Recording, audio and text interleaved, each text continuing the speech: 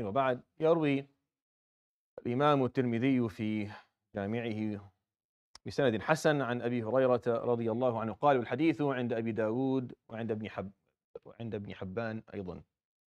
Hadith the night collection Imam Tirmidhi has a reasonable chain of narration, and it's also in the collection of Abu Dawud and Ibn Hibban as well.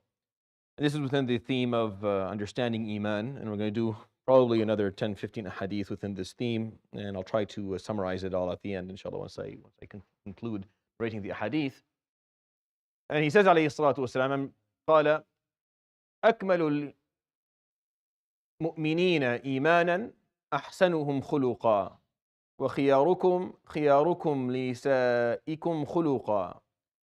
He said, عليه الصلاة والسلام, the mu'mins who have the most complete degree of Iman are the ones who have the best ethics or the best character.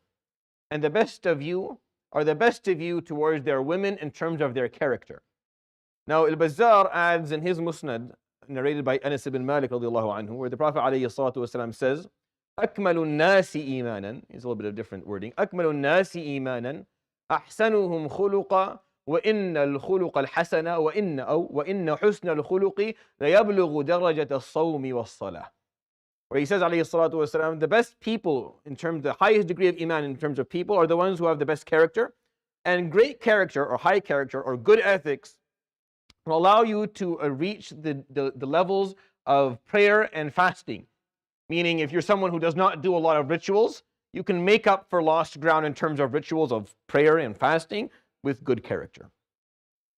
I think this is very important that the Prophet ﷺ, I'm bringing you these two hadith because he is just evidence for you that he talked about the same concept more than once. There's actually a couple more hadith where he used the same wording ﷺ. And the importance of it is because it's pointing out a certain aspect. It is connecting directly. It is directly associating Iman, which is a concept, again, for us, we look at it, it's just belief. It's just faith. In Islam, it's not. The problem with Iman is the translation for it in English, where it's turned to belief or faith. That's really not what it is. I wish it was. It's not. That's not what Iman means in Arabic for it to mean that in English. So when we just turn it into belief or faith, we're taking it into just, it's becoming an intellectual comprehension, meaning it's an article of perspective, of how you see the world. It's a worldview. That's all it is. And in Islam, it's not what it is. Iman is way more than that. Iman is it's a belief that has become so profound and so meaningful to you, and it has picked up a specific space within your subconsciousness that is causing you to behave in a certain manner. If it didn't enter your subconsciousness to the point where it's directing and driving behavior, then it's not really Iman. And the reason that I think that hadith tonight, I talked about it, subhanAllah, yesterday, Sheikh al-Qari al-Jami' Abu Anas Mahmoud Juma Ubaid, rahmatullah alayhi, passed away. He is the teacher of my teacher. He's the person that my sheikh gave me my ijazah through him. So once I got my ijazah from my sheikh, I asked him, is your teacher still alive?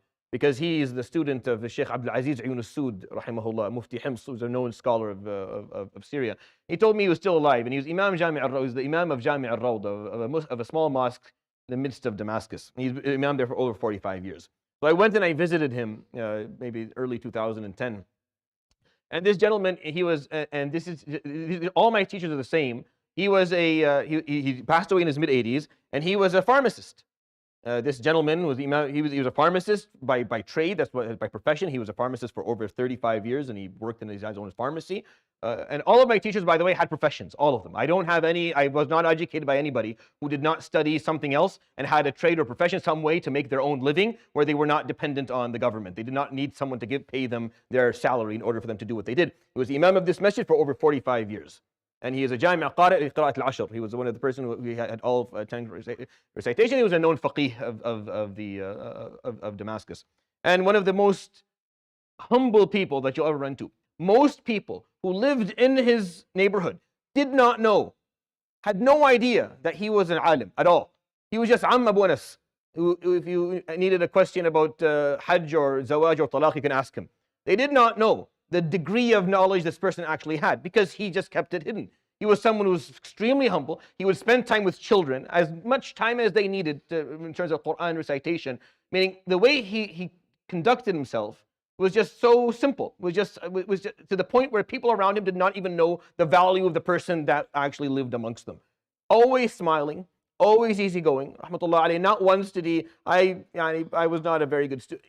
Always smile. Always gave me the time. Always made sure he let me make my mistakes and come back again and again. Rahmatullah alayhi. And he continued to do that till the day he died yesterday. He was Imam of his masjid until the day that he passed away. And most people just knew him as Abu Anas. The children would run around. He always had candy in his pocket to give people. That's how he functioned.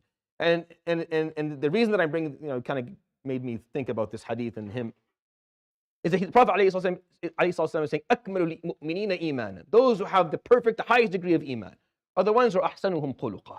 The ones who have the best character, the best ethics. Those who just, you want to be around, you want to talk to, you want to be a part of, because they always treat you well. They just have that unique aspect of their behavior, because Iman to them is not just, this is what I believe in. Iman is something that is now a part of who they are and is driving how they are behaving. This is what Iman is. Anything short of that is not really Iman. It's a claim. It's a claim. I claim La ilaha. You can claim whatever you want. La ilaha illallah is the only truth that exists out there. You can claim it, but in order for it to be Iman, it has to go deeper than just the superficial part of your frontal cortex.